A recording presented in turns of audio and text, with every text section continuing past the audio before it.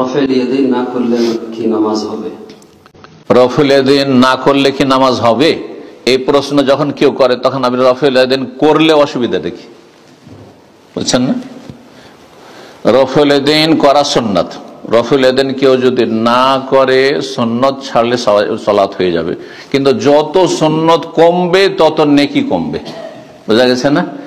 সালাত শুদ্ধ হওয়ার জন্য সালাতের শর্ত 9টি রয়েছে, সেটা পূর্ণ হইতে হবে। সালাতের রুকুন রয়েছে কয়টি? 14টি, সেটা পূর্ণ হইতে হবে। সালাতের ওয়াজিবাত রয়েছে 8টি, সেটি পূর্ণ হইতে হবে, তাহলে সালাত হয়ে যাবে, সালাত হয়ে যাবে। আর সুন্নত যত পুরোপুরি করবেন তত বেশি সওয়াব হবে। সুন্নত যত কমবে, একটা কমলো ততটা নেকি কমলো, এইভাবে যত বেশি কমবে তত নেকি কমে যাবে। কিন্তু সারা জীবন ধরে আপনি একটি সুন্নত কেন করছেন না, ওর কারণটা কিন্তু আল্লাহ জানছেন।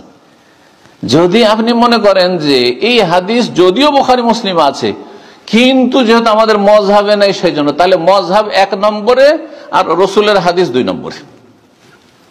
কিন্তু আপনার কাছে হয়তো পৌঁছেনি হাদিসটি, অথবা আপনার সেই হাদিসটি ওইভাবে স্পষ্ট হয়ে ক্লিয়ার হয়নি বিষয়টি, ভাবছেন যে না তারা যে আমলটা করছে ওইটাও ঠিক, হয়তো আমাদের এটা যে করছি একবার শুধু রফায়দাইন করছে আর করছেন না, এটাও ঠিক, হয়তো বিষয়টা অনেকের জন্য স্পষ্ট নাই।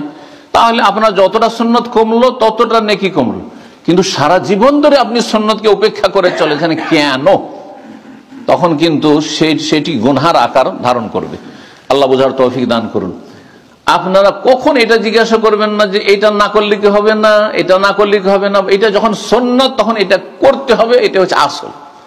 করা ফরজ নয়, সুন্নাত করে সুন্নাত, কিন্তু সেটা করলে আপনার নেকি রয়েছে, দিন দুনিয়ার কল্যাণ রয়েছে, এটা সবসময় আপনাকে জানতে হবে। রফেল ইয়াদাইন না করলে কি নামাজ হবে? রফুল ইয়াদাইন না করলে কি নামাজ হবে, এই প্রশ্ন যখন কেউ করে তখন আমি রফুল ইয়াদাইন করলে অসুবিধা দেখি, বুঝছেন না? রফুল ইয়াদাইন করা সুন্নাত। রফুল ইয়াদাইন কেউ যদি না করে সুন্নত ছাড়লে সালাত হয়ে যাবে, কিন্তু যত সুন্নত কমবে তত নেকি কমবে, বোঝা গেছে না? সালাত শুদ্ধ হওয়ার জন্য সালাতের শর্ত 9টি রয়েছে, সেটা পূর্ণ হইতে হবে।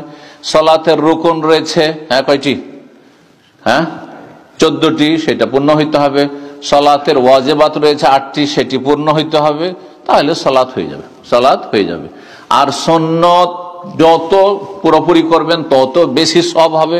সুন্নত যত কমবে, একটা কমলো ততটা নেকি কমলো, এইভাবে যত বেশি কমবে তত নেকি কমে যাবে। কিন্তু সারা জীবন ধরে আপনি একটি সুন্নত কেন করছেন